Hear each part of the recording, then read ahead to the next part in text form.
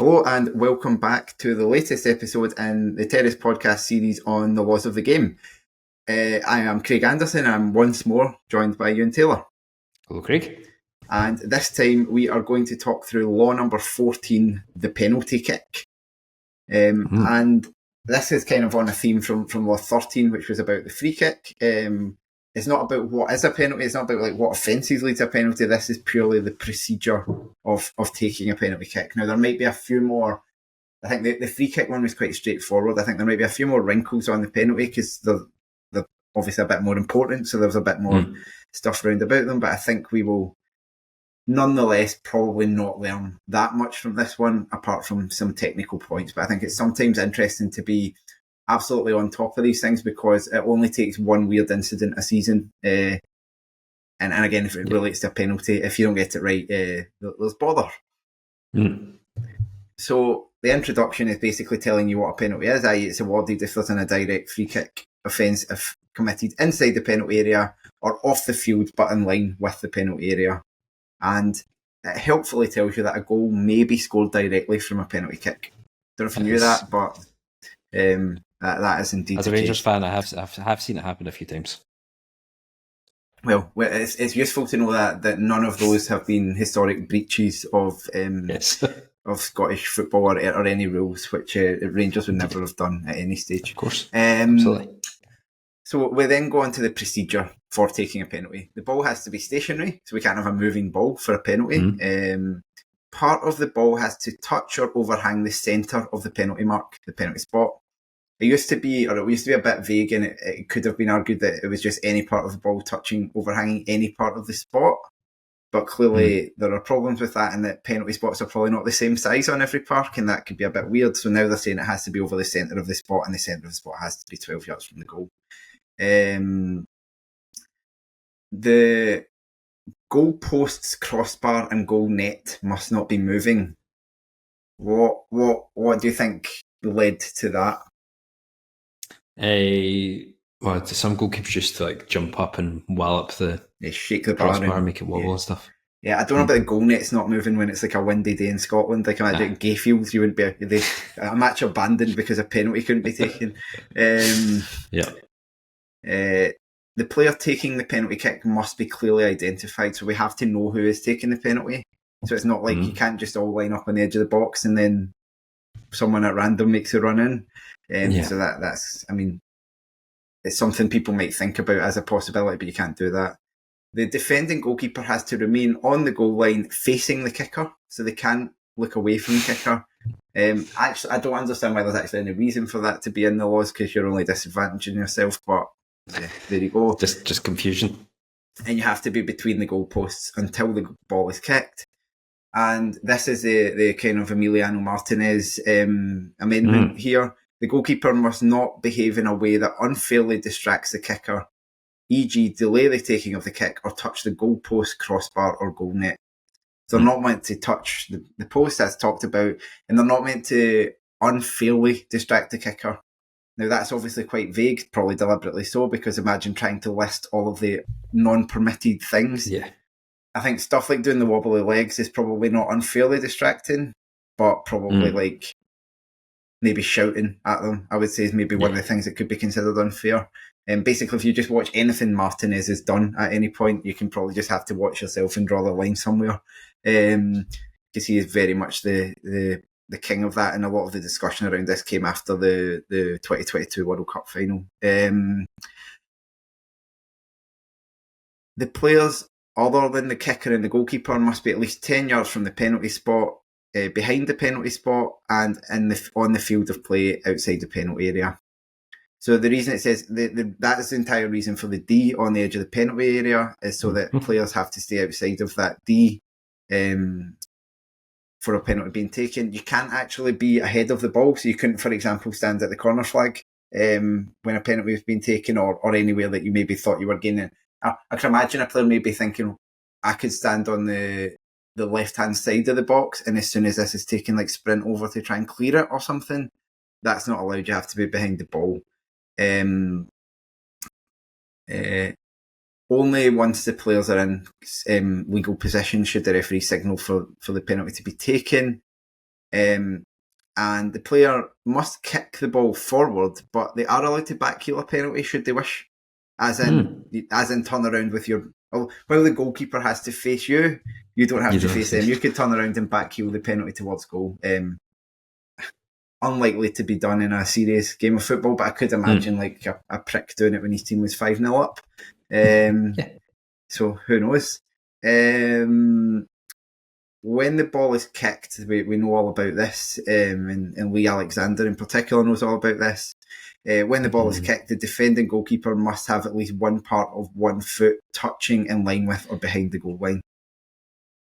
So that's the encroachment part. Now, in fairness, because I thought a lot of people were in uproar about that being VAR'd and that being the rule and that having been changed just before that World Cup, that was actually made looser because it used to be all of you had to be behind the line. Yeah. And it was changed to 1 foot. So in theory, that actually brings you closer. But the change was VAR, obviously just meaning that was now being enforced more strictly. If you ever watch the 2003 Champions League final between Juventus and AC Milan, the penalty shootout in that Old Trafford is like ludicrous for encroachment. Yeah. But also nobody really cared. Like, I don't think it gives you that much of an advantage, but I know. It's annoying. This is this is one of my bugbear. I mean, I think there are too many penalties in football. Full stop. That's not the purpose of this. Obviously, that's more to do with the offences. But I think they should probably try to make it harder to score from penalties. And one thing I would change about the rules would be that basically as soon as the taker's run up has started, the goalkeeper can do what they like. Because it was only, so they could only get so far forward.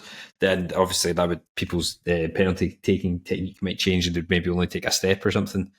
But it would also stop your Lewandowski, which we'll come on to, in terms of like the multiple feints that people sort of get away with. That I would, if you want to do that, then the goalkeeper might be on top of you by the time you take the penalty. Yeah.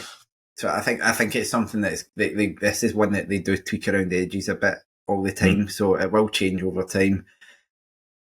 The ball is in play when it is kicked and clearly moves. So as soon as you kick the ball, it's in play. So for example, if a guy absolutely sclaffs it, as soon as it moves, the goalkeeper can run out and get it, or a defender can run in and get it, and there's no protection there.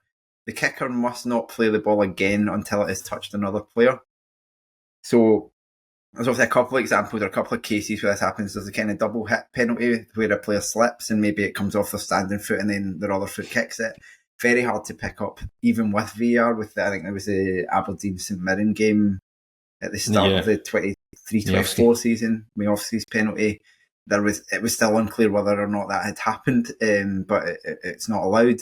And the other one, which catches people out quite a lot, which is also true of a free kick, is if it comes off the post or the crossbar and straight back to the taker, then they are not allowed to touch the ball again. And you see that sometimes. I've seen that where a referee has either been initially caught out with it, where he's not quite quickly thought that shouldn't be allowed.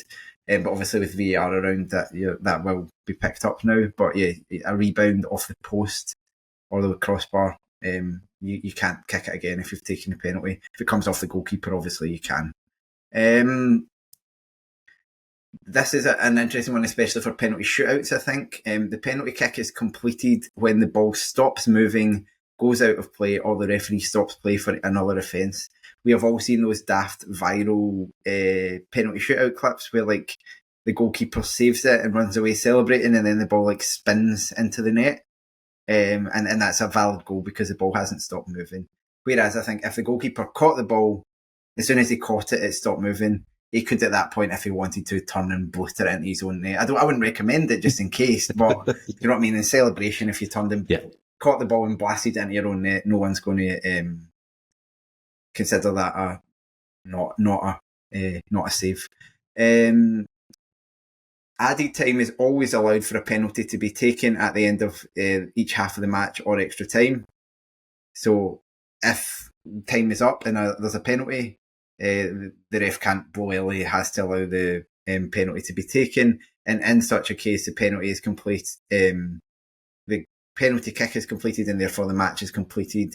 After it's been taken, the ball stops moving, goes out of play, or is played by anyone other than the defending goalkeeper. So I think what that's saying is if the goalkeeper saves it and the rebound comes out, the play shouldn't be stopped yet, but as soon as any other player kicks it, it should be. So that especially I suppose so that it's not like the goalkeeper saves it but it still goes in, but the referee's like, well, no, as soon as it touched the goalkeeper's hand, that was full time. Obviously, this is all theoretical because I would hope a referee wouldn't immediately blow full time, literally half a second after a penalty's kicked anyway. And if a defending team's player commits an offence and that penalty is missed or saved, it's still retaken, obviously. And we'll get on to VAR related penalty nonsense subsequently, but players can be brought back out onto the pitch for a penalty if the offence was committed before the full-time whistle was blown. So we've seen that a couple of times in the Premier League. It's not happened in Scotland yet, but I'm sure it will. But that's more in the VAR situation. Right. Offences around and sanctions around penalties. So once the referee signalled for the kick to be taken, it must be taken. If it's not taken, the referee can take disciplinary action. So that's basically saying if after the referee blows to take the free kick, they take the penalty, the attacker is not doing it, then they can be penalised. But there's then a list of things. It's a weird way to write that. So all of this is what if any of these things happen before the ball is in play, which is a teammate of the player taking the penalty kick is penalised for encroachment only if the encroachment clearly impacted on the goalkeeper. So they encroached in such a way that was distracting to the goalkeeper. So this is the attacking team, just to be clear. They should only be penalised for encroachment into the box if that distracts the goalkeeper in some way.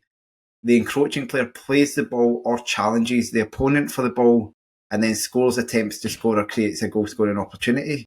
So again, if you encroach and then the ball comes to you off the rebound, or if you tackle an opponent having encroached, or you do anything that kind of gets involved in play and that leads to a goal scoring chance, then you should be penalised for encroachment. Otherwise, it should be allowed to slide, basically, is what that's saying. If it's a teammate of the goalkeeper, i.e. a defender, they should only be penalised for encroachment if the encroachment impacts the kicker. So, for example, running right next to the penalty taker as he's taking it in a distracting manner, I suppose. Or they play the ball or challenge an opponent for the ball and this prevents a goal scoring chance.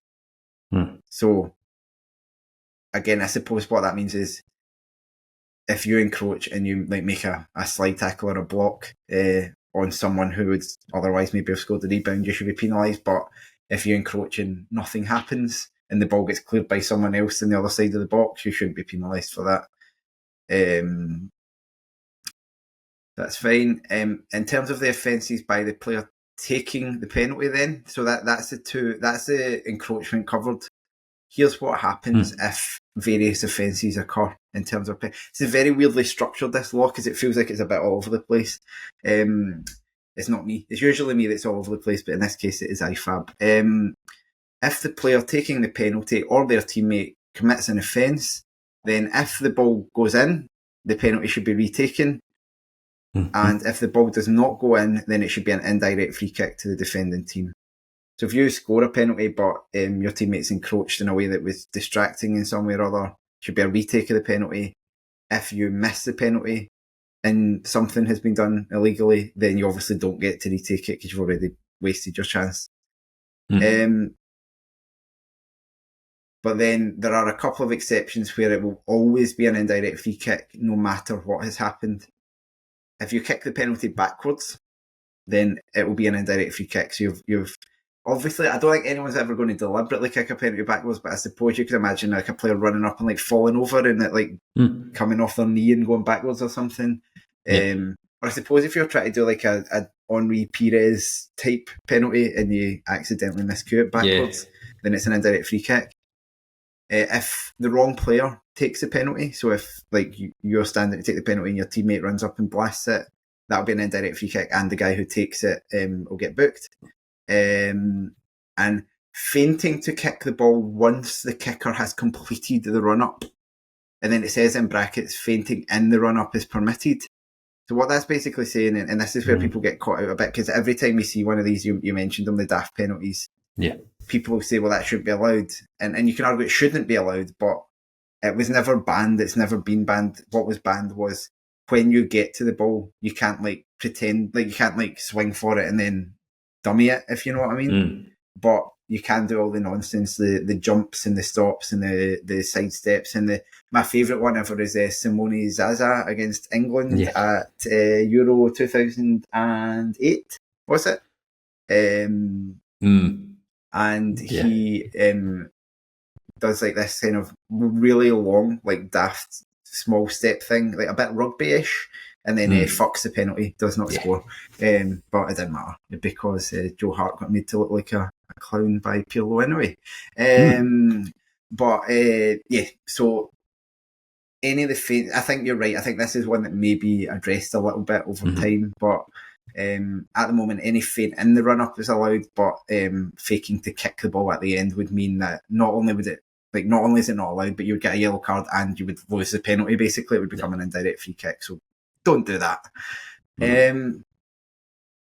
Offences by the goalkeeper at a penalty kick. If the goalkeeper commits an offence and the ball goes in, then it's still a goal. If the goalkeeper commits an offence and the ball hits the bar or the post, then it is only retaken if the goalkeeper's encroachment or the goalkeeper's offence affected the kicker.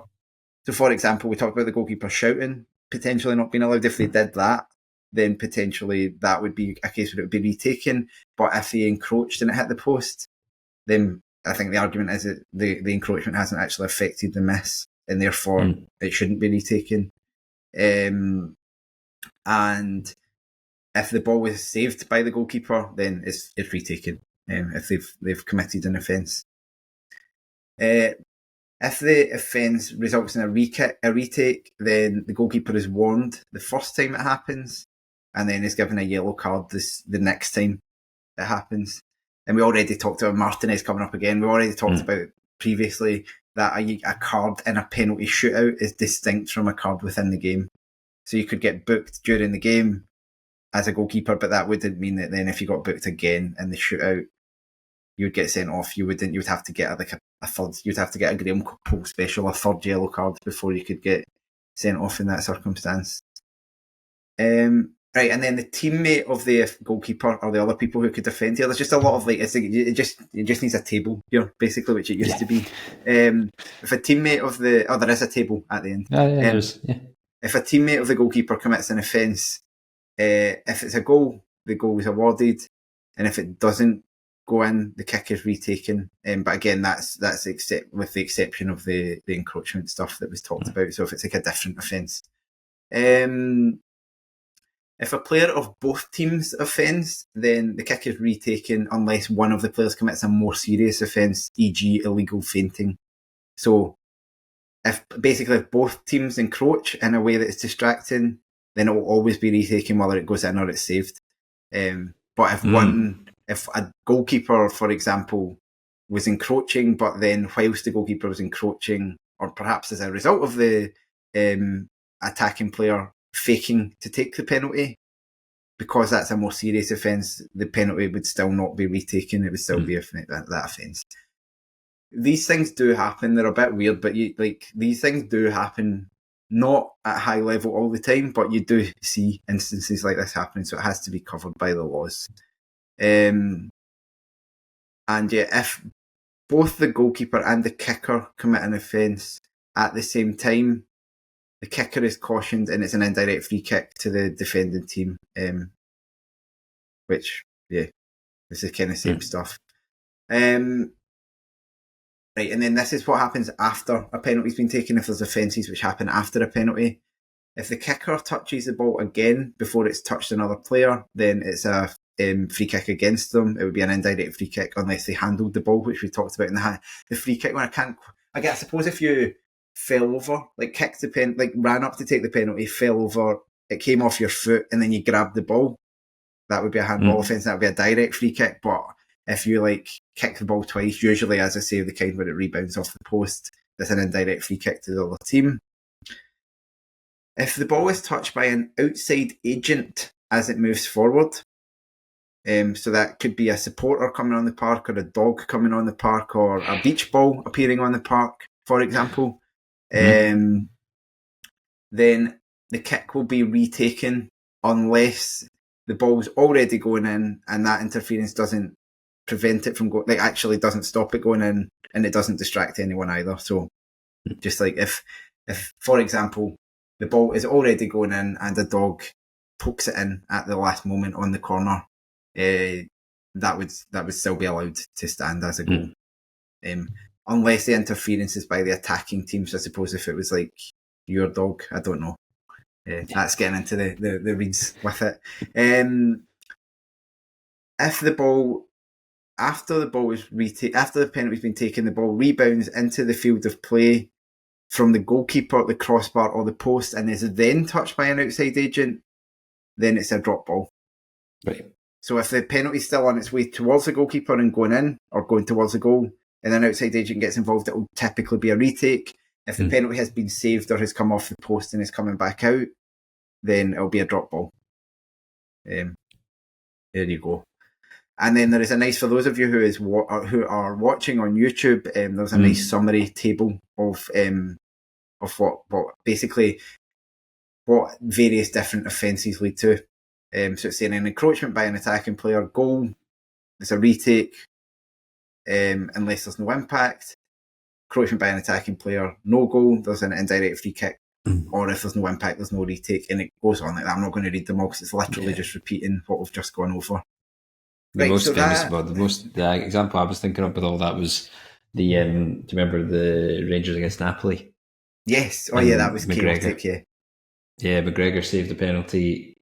Napoli player knocks in the rebound. He was encroaching, but it was because Rangers players were also encroaching. I think it was a retake. Was McGregor potentially off his line as well? Can't remember. I don't think he was. There was like all of the offences we described were more or less being committed in that penalty. It was because that's right. Because I think you're right. If no Rangers player had committed an offence with that penalty, then it would have been an indirect free kick to Rangers because McGregor saved the penalty and then the offence was subsequently committed by the attacking player. One thing I guess is not strictly related, it's not been mentioned here, but it happened it was a Motherwell game last season, I can't remember who it was against, and they had a penalty where I think it was cleared. I think it was Motherwell defending, and it was cleared by a player who his feet were on the line, but it was like leaning like really far forward, so like his body was like miles over the line. Oh yeah.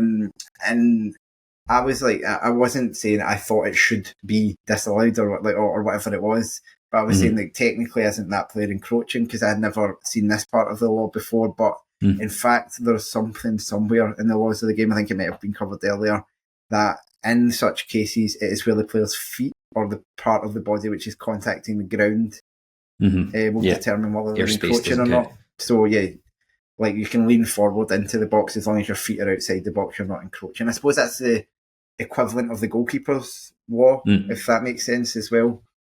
Yeah, but yeah, there's a really tight one with Scott Wright last season.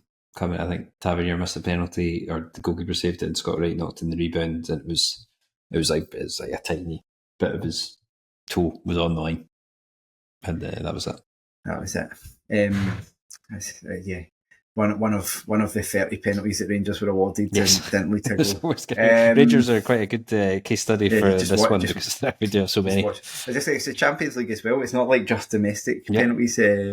But yeah, basically that wee table is worth looking up if you're ever watching and unsure where a decision has came from at a penalty, because it gives a lot of detail on what should happen.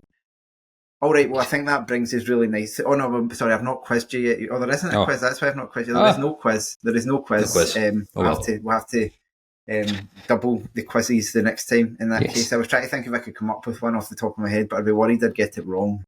I was trying to think of an example from recent football, but it's there's too much. We've covered it all. We'll leave it at that. But thank you again for joining me on Law 14. Euan, we have 3 more to go, 15, 16 and 17 to go, and then potentially the longest episode yet will be at the end when we do VAR. But thanks once more to all the listeners for continuing to support the Patreon, which allows us to do things like this and obviously lots of other podcasts as well. And I'll say thank you very much again, Euan. Thank you, Greg.